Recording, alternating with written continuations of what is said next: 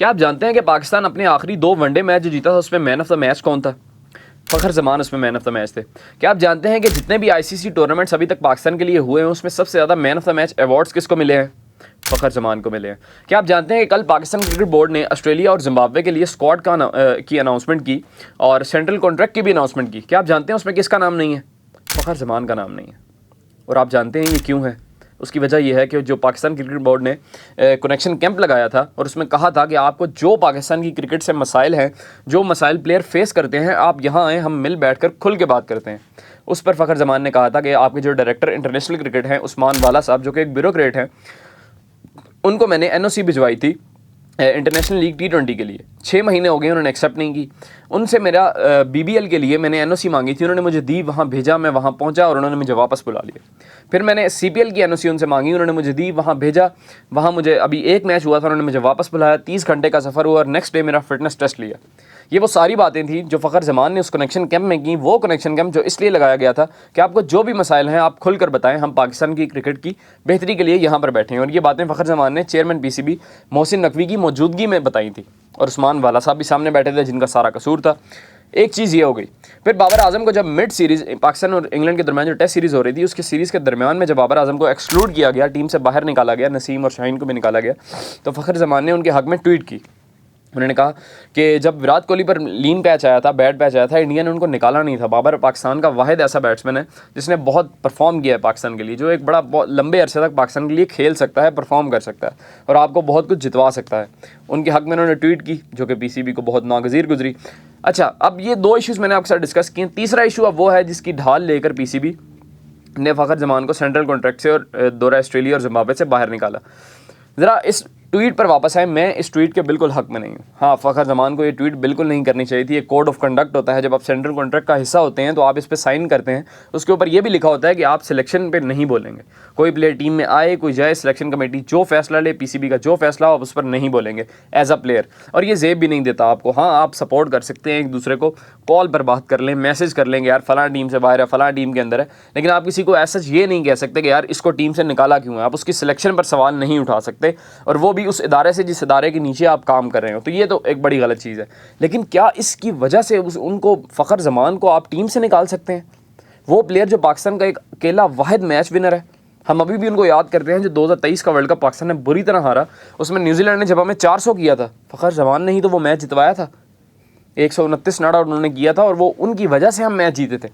हाँ, बारिश हो गई थी, लेकिन उन्होंने कितना मारा था उस मैच में। और वो वाहिद उन्होंने एक इनिंग्स खेली थी 193 की साउथ अफ्रीका में, उन्होंने 200 कर रखा है वनडे में। वो पाकिस्तान का वाहिद प्लेयर है जो आपको सिंगल हैंडेडली मैच जितवा सकता है। आप ये फ़खर ज़मान के ख़िलाफ़ नहीं जीते।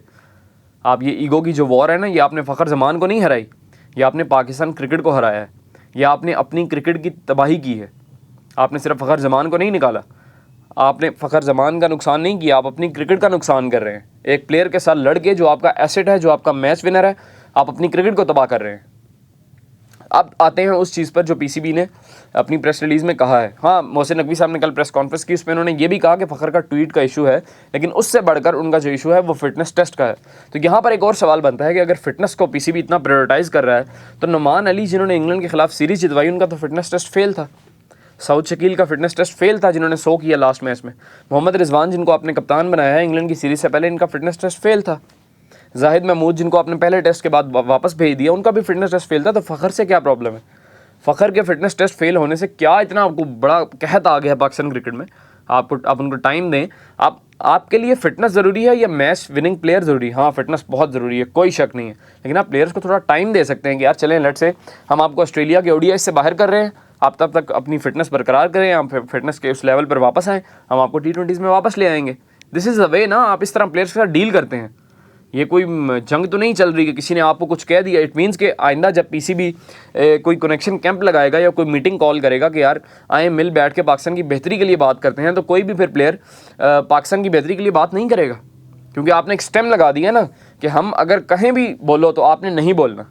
इस बात का तो यही मतलब है। तो खुदारा आपने इससे पहले भी बहुत से प्लेयर्स के साथ यूँ किया। मोहम्मद आमिर के साथ आपने यूँ किया, जो उनके मेन 2-3 साल थे परफॉर्मेंस देने वाले, जब उन्होंने वापस आना था आपने उनके 5-6 साल ज़ाया कर दिए। आपके प्रीमियम फास्ट बॉलर थे। इसी तरह अब आपने एहसान उल्लाह के साथ आप कर रहे हैं, जो लड़का अनफिट है, आप उसका साथ नहीं दे रहे। आप उसकी रिहैब नहीं करवा रहे, उसको एनसीए में नहीं बुला रहे। अब वो, मैं अगले दिन उसका पॉडकास्ट देख रहा था, वो बेचारे अनपढ़ प्लेयर हैं हमारे सारे, वो पॉडकास्ट पे होस्ट बैठा था, वो उससे सवाल करे जा रहा था और वो पीसीबी के अगेंस्ट बोले जा रहा था एहसानुल्लाह। उसको नहीं पता, वो अनपढ़ लड़के हैं, ये नहीं जानते हमने किस चीज़ के बारे में बात करनी और किस चीज़ के बारे में बात नहीं करनी। मुझे तरस आ रहा था उस दिन एहसानुल्लाह पे, वो पीसीबी के ख़िलाफ़ बोले जा रहा था और वो होस्ट उससे उगलवाए जा रहा था।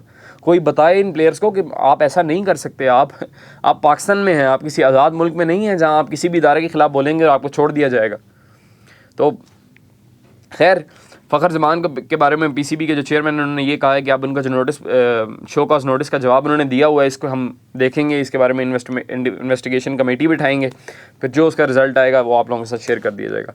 आपकी इसके बारे में क्या राय है? फ़खर ज़मान को कॉमेंट्स यहाँ पर होना चाहिए था सेंट्रल कॉन्ट्रैक्ट में या नहीं, कॉमेंट सेक्शन में ज़रूर बताइएगा। बहुत शुक्रिया।